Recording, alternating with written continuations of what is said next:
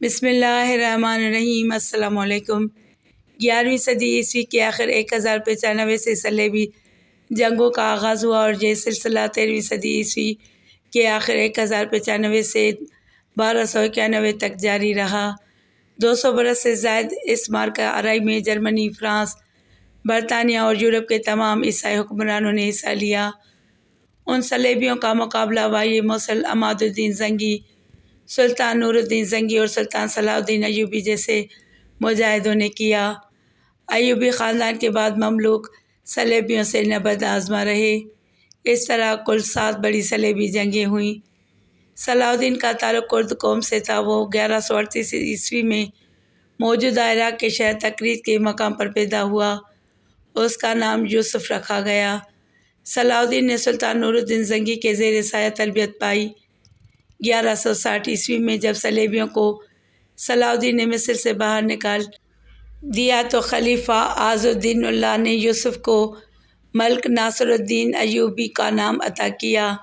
اس وقت صلاح الدین ایوبی کی عمر 22 سال تھی۔ سلطان نور الدین زنگی کی طرح صلاح الدین ایوبی کو بھی بیت المقدس سے عشق تھا۔ بیت المقدس یروشلم یہودیوں، عیسائیوں اور مسلمانوں کے لیے خاص اہمیت کا حامل شہر ہے۔ یہودی اسے یوں مقدس سمجھتے ہیں کہ یہاں حضرت سلیمان علیہ السلام نے عظیم الشان عبادت گاہ ہیکل سلیمانی بنائی تھی۔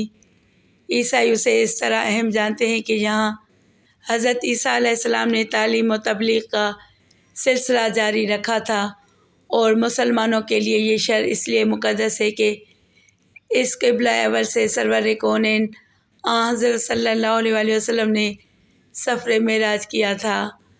پاک ذات ہے وہ جو اپنے بندے محمد صلی اللہ علیہ وسلم کو راتوں رات مسجد الحرام، مسجد کعبہ سے مسجد اقصی بیت المقدس تک لے گیا، جس کے ارد گرد کو ہم نے بابرکت بنا رکھا ہے تاکہ ان محمد صلی اللہ علیہ وسلم کو ہم کچھ اپنی عجائب قدرت دکھائیں۔ بے شک اللہ تعالیٰ سب سننے والا اور سب دیکھنے والا ہے۔ 638 عیسوی میں خلیفہ ثانی حضرت عمر رضی اللہ تعالیٰ عنہ نے بیت المقدس فتح کیا۔ اس فتح کے نتیجے میں مسلمان اور عیسائی یہاں پرامن طور پر رہنے لگے۔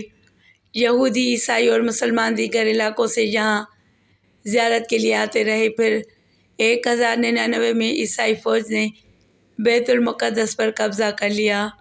وہاں کے باشندوں کا بے دردی سے قتل عام کیا۔ بیت المقدس کی آزادی کے لیے جب صلاح الدین ایوبی نے تلوار اٹھائی تو تمام عیسائی دنیا صلاح الدین ایوبی کے خلاف صف آرا ہو گئی۔ صلیبی فوج کی تعداد 10 لاکھ سے زائد تھی، جبکہ صلاح الدین ایوبی کا لشکر 40,000 سپاہیوں پر مشتمل تھا۔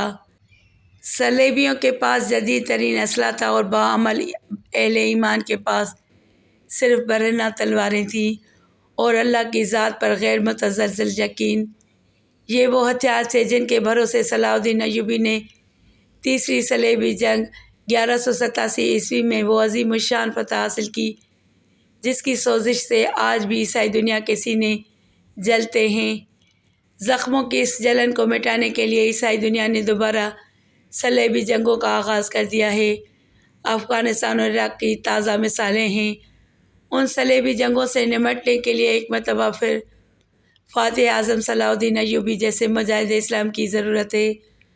محترم ناظرین کرام، آج سے 1500 سال قبل دنیا کے نقشے پر 2 عظیم طاقتیں موجود تھیں، ایک روم، دوسری ایران۔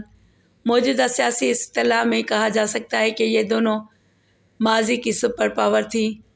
روم پر عیسائیوں کی حکمرانی تھی اور ایران مجوسیوں، آتش پرستوں کا مرکز تھا۔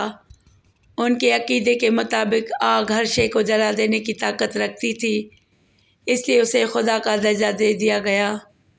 ایران کے تمام چھوٹے بڑے معبدوں میں ہر وقت آگ روشن رہتی تھی اور پجاری بھڑکتے ہوئے شعلوں کے سامنے سجدہ ریز تھے اور صدیوں سے مخصوص دعا مانگتے تھے کہ اے ہمارے معبود، جس طرح تو لازوال و عظیم ہے اسی طرح اپنے نام لیواؤں کو بھی عزت و جلال عطا کر۔ ہمارے دشمنوں پر ایسا غلبہ بخش دے جیسے ذبح ہونے والے جانور بے دست و پا نظر آتے ہیں۔ اہل زمین کے دلوں میں ہماری ایسی ہیبت ڈال دے کہ وہ سوتے میں بھی ہم سے خوف زدہ رہیں، اور در فرش اور کاویانی کو اتنا بلند کر کے وہ آسمان کو چھونے لگے۔ در فرش کاویانی آتش پرستوں کا مقدس پرچم تھا۔ ایرانی افواج اور عوام اس بات پر پورا یقین رکھتے تھے کہ جس میدان جنگ میں یہ متبرک جھنڈا لہرائے گا وہاں دشمن شکست فاش سے دوچار ہوگا اور مجوسیوں کو عظیم الشان فتح حاصل ہوگی۔ پھر جب اسلام کی شکل میں حق نمودار ہوا تو باطل فرار ہو گیا، مقدس پرچم اٹھانے والے ہاتھ کاٹ دیے گئے، اور در فرش کاویانی جسے فتح و نصرت کا نشان سمجھا جاتا تھا بدبختی کی علامت بن کر اس طرح خاک میں مل گیا کہ اس کا ایک تار تک باقی نہ رہا۔ یہ 14 ہجری کا تاریخ ساز اور یادگار سال تھا جب صدیوں سے روشن آتش کدے بجھا دیے گئے۔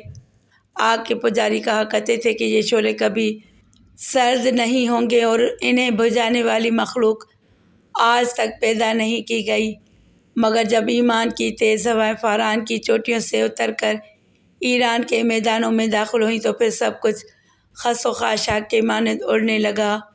نوشیروان کی نادر و قیمتی یادگاریں مٹی کے کھلونے کی طرح حقیر اور ارزاں ٹھہریں۔ جس طرح کعبے میں رکھے ہوئے بت منہ کے بل گر کر هو اللہ احد کہتے تھے، اسی طرح ایوان کسریٰ کے بلند اور سنگی مینارے زمین بوس ہو کر اللہ کی کبریائی بیان کر رہے تھے۔ مغرور شاہوں کے نسب نامے ورق ورق ہو کر بکھر گئے، ان کے اٹھے ہوئے سر انسانی ٹھوکروں اور گھوڑوں کی سموں سے پامال ہونے لگے، ہڈیاں چٹخ کر ٹوٹنے لگیں اور پھر راستوں کا غبار بن کر رہ گئیں، یہاں تک کہ ان کی آخری نشانیاں تلاش کرنے والا بھی کوئی باقی نہ بچا۔ اتنی قدیم و طاقتور سلطنت کی بساط یوں الٹی کہ مرثیہ خواں تک نہ رہے۔ ماتم گساروں کو بھی مکافات عمل کے قانون نے کھا لیا۔ موت کا خونی دھن اپنے پورے طول و عرض کے ساتھ کھلا ہوا تھا اور ایران کی فضاؤں میں بہت دن تک یہ ہولناک صدا گونجتی رہی، ہے کوئی اور، ہے کوئی اور۔ پھر جواب میں وقت کے نقیب نے پکار کر کہا، کوئی نہیں سوائے اللہ کے۔ یہ آواز سنتے ہی لشکر اسلام کے سالار حضرت سعد بن ابی وقاص رضی اللہ تعالیٰ عنہ کی شمشیر اپنی نیام میں چلی گئی اور نہ جانے کتنی راتوں سے کرب کے عالم میں جاگنے والے خلیفہ حضرت عمر فاروق رضی اللہ تعالیٰ عنہ کو قرار آ گیا۔ یہ تھا جنگ قادسیہ کا مختصر حال، جس نے ایرانیوں کی کمر توڑ کر رکھ دی تھی اور شہنشاہ یزدگرد کی کسی زخمی بھیڑیے کی طرح اپنی ہی زمین پر پناہ ڈھونڈتا پھر رہا تھا۔ اہل ایمان کی یلغار جاری رہی یہاں تک کہ مجاہدین اسلام کے گھوڑوں نے مدائن خوزستان، اہواز، نہاوند، اصفہان، ہمدان، رے، کرمان، سیستان اور خراسان کو رون ڈالا۔ شہنشاہ یزدگرد فرار ہو کر ترکستان چلا گیا۔ مسلم سالار اخفف بن قیس رضی اللہ تعالیٰ عنہ نے ایران کا سارا خزانہ مال غنیمت کے طور پر خلیفہ کی خدمت میں مدینہ منورہ بھیج دیا۔ زر و جواہر کے اس انبار کو دیکھ کر حضرت عمر رضی اللہ تعالیٰ عنہ رونے لگے۔ پھر آپ نے مسجد نبوی صلی اللہ علیہ وآلہ وسلم میں حاضر ہو کر اہل ایمان کے اجتماع سے خطاب کرتے ہوئے فرمایا، معبود حقیقی کے نام لیواؤ کو خوشخبری ہو کہ آج مجوسیوں، آتش پرستوں کی سلطنت برباد ہو گئی، اب ان کے ملک کی زمین کا ایک ٹکڑا بھی ان کے قبضے میں نہیں رہا۔ خوب جان لو کہ اب آگ کے پجاری وحدہ لا شریک کی عبادت کرنے والوں کو کسی قسم کا نقصان نہیں پہنچا سکتے، اور یہ بھی سن لو کہ اللہ تعالیٰ نے ان کی زمین، ان کے ملک اور ان کی دولت کا وارث تمہیں اس لیے بنایا ہے کہ تمہاری آزمائش کی جا سکے۔ خبردار تم اپنی حالت نہ بدلنا، ورنہ اللہ بے نیاز ہے، وہ تمہاری جگہ دوسری قوم کو بدل دے گا۔ مجھے اس امت کے لیے خود اس کے افراد سے خوف ہے۔ ایرانیوں کی شکست فاش اور مسلمانوں کی عظیم الشان فتح کی خبریں قیصر روم کے دربار میں بڑی حیرت کے ساتھ سنی گئیں۔ قیصر کے ایک دور اندیش وزیر لوکس نے اپنی نشست پر کھڑے ہو کر بعد احترام عرض کیا، اے ہرقل اعظم، مسلمانوں کی یہ پہم فتوحات عیسائیوں کے لیے نیک شگون نہیں ہیں۔ اس سے پہلے کہ یہ خونی سیلاب ہمارے سرسبز و شاداب علاقوں کو بہا کر لے جائیں، ہمیں ایک مضبوط حصار بنا لینا چاہیے۔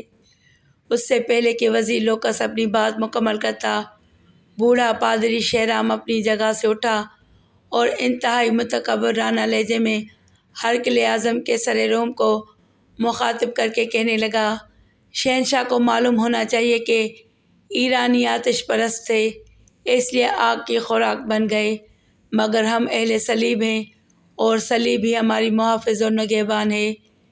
شہرام کے بعد دوسرے پادریوں نے بھی دربار میں پرجوش تقریریں کی۔ کیسر روم مکمل طور پر پادریوں کے زیر اثر تھا، اس لیے اس نے اپنے سیاسی مشیر لوکس کی باتوں پر کوئی دھیان نہیں دیا۔ چند سال پہلے بھی انہی پادریوں نے اس وقت ہنگامہ آرائی کی تھی جب کیسر کو سرکار دو عالم صلی اللہ علیہ وسلم کا نامہ مقدس موصول ہوا تھا، جس میں پیغمبر اسلام صلی اللہ علیہ وسلم نے اسے دین حق قبول کرنے کی دعوت دی تھی۔ کیسر روم سرور کونین صلی اللہ علیہ وسلم کی دعوت سے متاثر ہو چلا تھا، مگر جب اس نے پادریوں کی جماعت کو غضبناک حالت میں دیکھا تو اسلامی وفد کو اپنے دربار سے اٹھا دیا۔ اللہ کے آخری رسول صلی اللہ علیہ وسلم دنیا سے رخصت ہوئے صرف 4 سال کا مختصر ترین عرصہ ہوا تھا۔ دنیا کے بڑے بڑے کاہن، نجومی، سیاست اور جنگ کے ماہرین سوچ بھی نہیں سکتے تھے کہ پیغمبر اسلام کے نام لیوا صحرا کے دامن سے نکل کر ایران جیسی عظیم طاقت کی بساط الٹ کر رکھ دیں گے۔ وہ ایرانی جو خود کو دنیا کے سب سے مہذب اور طاقتور قوم سمجھتے تھے، جب پہلی بار مسلمان سفیر حضرت عبداللہ بن حذیفہ رضی اللہ تعالیٰ عنہ حضور اکرم صلی اللہ علیہ وسلم کا نام مقدس لے کر ایرانی شہنشاہ خسرو پرویز کے دربار میں ایک خاص ادائے بے نیازی اور جلال ایمانی کے ساتھ داخل ہوئے تھے تو ایرانی شہنشاہ نے صحابی رسول صلی اللہ علیہ وسلم کو بڑی نفرت و حقارت کے ساتھ دیکھا تھا۔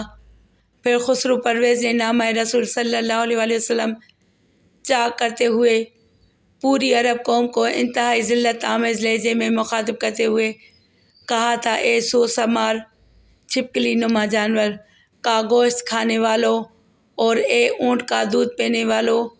پھر جب ناکام سفارت کے بعد حضرت عبداللہ بن حذیفہ رضی اللہ تعالیٰ عنہ نے رسالت مآب صلی اللہ علیہ وسلم کی خدمت اقدس میں حاضر ہو کر نامہ مبارک چاک کرنے کا واقعہ سنایا تو سرور کونین صلی اللہ علیہ وسلم نے فرمایا، خسرو نے میرا خط چاک نہیں کیا، اپنی حکومت کے ٹکڑے کر دیے۔ چند روز بعد ہی خسرو پرویز کے بیٹے شیرویہ نے بڑی بے رحمی کے ساتھ اپنے باپ کو قتل کر ڈالا۔ پھر چند سال بعد حضرت عمر فاروق رضی اللہ تعالیٰ عنہ نے ایرانی سلطنت کی مضبوط ترین ستونوں کو کسی بوسیدہ کتاب کے اوراق کی طرح ہوا میں اڑا دیا۔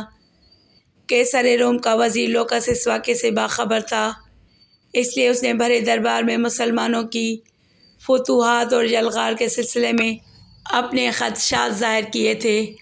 لوکس کا شمار اپنے وقت کے ذہین ترین افراد میں ہوتا تھا۔ اس کی جاگنے والی آنکھوں نے نوشتۂ دیوار پر پڑھ لیا تھا کہ اب مسلمانوں کو رومیوں کی حریف طاقت بننے سے کوئی نہیں روک سکتا۔ یہی وجہ تھی کہ لوکس بار بار کیسر روم کو صورتحال کی سنگینی کا احساس دلانے کی کوشش کر رہا تھا۔ پادری شہرام کی جاسوس محل کے گوشے گوشے میں پھیلے ہوئے تھے۔ جب ان جاسوسوں نے کیسر روم اور وزیر کی خفیہ ملاقاتوں کی اطلاع دی تو پادری شہرام گہری سوچ میں ڈوب گیا۔ پھر اس نے وزیر لوکس کو سیاسی منظرنامے سے ہٹانے کی تدبیر سوچ لی۔ اس وقت روم عیش پرستوں کا مرکز تھا۔ بادشاہ، وزیر و امیر و خواص و عوام رقص و سرور اور شراب نوشی کو انسانی زندگی کا ایک لازمی حصہ سمجھتے تھے۔ کیف و نشاط کی زندگی گزارنے پر کوئی قانونی اور اخلاقی پابندی عائد نہیں تھی۔ اپنے اسی ماحول کے زیر اثر وزیر لوکس بھی کیف و نشاط کا دل دادا تھا۔ پادری شہرام نے اس کی اسی کمزوری سے فائدہ اٹھایا۔ ایک رات جب لوکس خوبصورت عیسائی رقاصہ سوسن کا ہوش ربا رقص دیکھ رہا تھا تو مسلسل شراب نوشی کے اثر سے اس کے ہوش و حواس زائل ہوتے جا رہے تھے۔ پھر اس کیفیت میں اس نے سوسن سے رات کا آخری جام طلب کیا۔ سوسن بضد ناز و ادا لہراتی ہوئی آگے بڑھی اور اس نے دوسری زر نگاہ سرائی سے لوکس کا جام لبریز کیا۔ اس سرائی میں پادری شہرام کے منصوبے کے مطابق ایک خاص زہر شامل کر دیا گیا تھا جسے بڑے سے بڑا طبیب بھی آسانی کے ساتھ نہیں پہچان سکتا تھا۔ شراب حلق سے اترتے ہی لوکس کی حالت غیر ہونے لگی۔ وہ شدید کرب کے عالم میں فرشی نشست سے اٹھا اور لڑکھڑاتی زبان میں رقاصہ سے پوچھنے لگا، سوسن، آج تو نے مجھے کیسی شراب پلا دی ہے کہ میرے دل کی دھڑکنیں قابو میں نہیں ہیں؟ سوسن کے احمری ہونٹوں پر قاتلانہ تبسم ابھر آیا۔ سلطنت روم کے عظیم وزیر، ساقی بھی وہی ہے، جام و پیمانہ اور سرائی بھی وہی ہے۔ شاید یہ موسم بہار اور چاندنی رات کا اثر ہے کہ شراب میں تیزی آ گئی اور نشہ عام دنوں سے زیادہ گہرا ہو گیا۔ لوکس کچھ اور کہنا چاہتا تھا مگر اچانک اس نے دونوں ہاتھوں سے اپنے دل کو پکڑ لیا۔ وزیر سلطنت کا چہرہ پسینے سے تر ہو گیا، پھر وہ شدید اذیت کے عالم میں چند قدم آگے بڑھا اور لڑکھڑا کر فرش پر گر پڑا۔ لوکس کی یہ حالت دیکھ کر رقاصہ سوسن مسلسل مسکرائے جا رہی تھی۔ وزیر لوکس بڑی مشکل سے اٹھ کر بیٹھا، پھر اس نے پوری طاقت سے چیخ کر کہا، جاہل اور ریاکار پادریوں، تم نے اس شخص کو قتل کر ڈالا جو روم کا دماغ تھا۔ اب تمہیں خدا کے قہر سے کوئی نہیں بچا سکتا۔ یہ کہہ کر لوکس نے ایک بار پھر کھڑے ہونے کی کوشش کی، لیکن وہ اپنے قدموں کا توازن برقرار نہ رکھ سکا اور دوبارہ اوندھے منہ قالین پر گر پڑا۔ پھر چند لمحوں بعد اس کی حرکتیں قلب بند ہو گئی۔ رقاصہ سوسن تیزی سے جھکی۔ اس نے کئی بار لوکس کو آوازیں دی مگر جب وزیر سلطنت کے جسم کو ہلکی سی جنبش بھی نہیں ہوئی تو اس نے کسی طبیب کی طرح لوکس کی کلائی پر اپنا ہاتھ رکھ دیا۔ وزیر سلطنت کی نبض ڈوب چکی تھی۔ لوکس کے عشرت کدے میں رقاصہ سوسن کا تیز قہقہہ گونجا مگر جب یہ گونج ختم ہوئی تو اس کے کانوں میں پادری شہرام کے الفاظ کی صدائے بازگشت ابھرنے لگی، اگر تو نے عیسائیت کے ایک بڑے دشمن لوکس کو مار ڈالا تو مقدس باپ اور بیٹا تجھ سے راضی ہو جائیں گے، تیرے سارے گناہ دھو دیے جائیں گے اور تو پارسا عورتوں کی طرح جنت میں داخل ہو جائے گی۔ پھر جب رقاصہ سوسن وزیر سلطنت لوکس کے کمرے سے نکل کر مہد کی راہداری سے گزر رہی تھی تو اس کے دل و دماغ پر سرشاری کی ایک عجیب سی کیفیت طاری تھی۔ سوسن کو یوں محسوس ہو رہا تھا جیسے وہ جنت کی کسی وادی میں مہوِ خرام ہو۔ دوسرے دن کے سر روم اپنے مشیر خاص کی لاش پر اداس کھڑا تھا۔ شاہی طبیب تمام تر کوششوں کے باوجود اس زہر کی نشاندہی نہ کر سکے جسے پادری شہرام نے بڑی ذہانت کے ساتھ لوکس کے جسم میں داخل کرایا تھا۔ پھر وہی ہوا جس کی پیشگوئی لوکس نے اپنی موت سے پہلے کی تھی۔ اب اسلامی لشکر عیسائی سلطنت کی طرف پیش قدمی کر رہے تھے۔ پھر کچھ دن بعد ہی امین الامت حضرت ابو عبیدہ بن جراح رضی اللہ تعالیٰ عنہ کی قیادت میں اسلامی فوج نے دمشق، اردن اور حمص پر قبضہ کر لیا۔ یہ تمام عیسائی علاقے کے سر روم کی حدود و سلطنت میں شامل تھے۔ حضرت ابو عبیدہ رضی اللہ تعالیٰ عنہ نے جزیہ لے کر تمام عیسائیوں کو مکمل امان بخشی اور برابری کے حقوق ادا کیے۔ نہ کسی عورت کی آبرو ریزی کی گئی، نہ کسی بوڑھے اور بچے کو قتل کیا گیا اور نہ ان کے مکانوں کو آگ لگائی گئی۔ مسلمانوں کے اس طرز عمل کو دیکھ کر عیسائی عورتیں اور مرد آپس میں گفتگو کیا کرتے تھے کہ یہ کیسے فاتح ہیں کہ جنہوں نے ہماری عزت و آبرو کے پیراہن کو چاک نہیں کیا، ہمیں سامان رسوائی کے ساتھ بازاروں میں نہیں پھرایا اور ہمارے مال و متاع کی طرف دیکھنا تک گوارا نہیں کیا۔ زندگی کی یہ رعایتیں، یہ امن و سلامتی، یہ عدل و انصاف اور یہ مساوات تو ہمیں ہرقل اعظم نے بھی نہیں بخشا تھا۔ دمشق، اردن اور حمص کی فتوحات نے روسی عیسائیوں کو بدحواس کر دیا تھا۔ پھر مقامی باشندوں کی ایک بڑی جماعت کے سر روم کے دربار میں اس طرح داخل ہوئی کہ ان کے بال بکھرے ہوئے تھے اور گریباں چاک تھے۔ وہ سب کے سب سر سے پاؤں تک درد کی تصویر بنے ہوئے تھے کہ سر روم نے ان شکستہ حال لوگوں کی طرف بڑی حیرت سے دیکھا اور پھر انتہائی نرم لہجے میں پوچھا، اے یسوع مسیح کے ماننے والو، آخر تم پر کیا آفات پڑی ہے؟ دمشق اور اردن کے عیسائیوں نے رو رو کر کہا، اے ہرقل اعظم، اے عیسائیت کے نگہبان، ہم پر آفات نہیں پڑی ہے بلکہ قیامت ٹوٹی ہے۔ ہماری فریاد سن اور ہمارے دکھوں کا مداوع کر۔ فریادیوں کی یہ گریہ ازاری دیکھ کر قیصر روم کے چہرے کا رنگ بدل گیا اور اس نے انتہائی تند و تیز لہجے میں فریادیوں سے پوچھا، وہ کون ہے جس نے تم پر قیامت توڑی ہے؟ میں اسے عبرت ناک سزا دوں گا اور تمہارے تمام دکھوں کا ازالہ کروں گا۔ وہ عرب کے مسلمان ہیں جنہوں نے ہماری زمینوں پر قبضہ کر لیا ہے اور ہمارے گھروں کو آگ لگا دی ہے۔ ایک فریادی نے زاروں قطار روتے ہوئے کہا، بوڑھے اور بچے قتل کیے جا رہے ہیں۔ دوسرے فریادی نے ہچکیوں سے روتے ہوئے دنیا کا سب سے بڑا جھوٹ بولا، اے ہمارے بادشاہ، صلیب کی بیٹیاں بے امان ہیں، وہ مسلمانوں کی ہوس کا نشانہ بن رہی ہیں۔ فریادی نے عیسائیوں کی بربادی کا نقشہ کچھ اس طرح کھینچا کہ قیصر روم غضبناک ہو کر اپنے تخت پر کھڑا ہو گیا اور زہر آلود لہجے میں بولا، میں نے صلیب کے بندوں کی فریاد سن لی۔ تم سے میرا وعدہ ہے کہ اس وقت تک چین سے نہیں بیٹھوں گا جب تک تمہیں تمہاری زمینیں واپس نہیں مل جائیں گی۔ آج سے تم انطاکیہ میں ہمارے مہمان خاص ہو۔ اس وقت انطاکیہ قیصر روم کا دارالحکومت تھا۔ فریادی خوشی خوشی دربار سے چلے گئے۔ مسلمانوں کے سلسلے میں ان کی مکارانہ چال کامیاب ہو گئی تھی۔ قیصر روم رات بھر سکون سے نہیں سو سکا۔ بار بار اس کی آنکھ کھل جاتی تھی اور نظروں کے سامنے وزیر سلطنت لوکس کا چہرہ ابھر آتا تھا۔ تم سچ کہتے تھے لوکس کے مسلمانوں کی یلغار ایران کی حدود تک نہیں ٹھہرے گی۔ قیصر روم بڑے حسرت زدہ لہجے میں اپنے مرحوم سیاسی مشیر کو غائبانہ مخاطب کر کے کہتا، کاش تم زندہ ہوتے اور مشورہ دیتے کہ ایسی نازک صورتحال میں مجھے کیا حکمت عملی اختیار کرنی چاہیے۔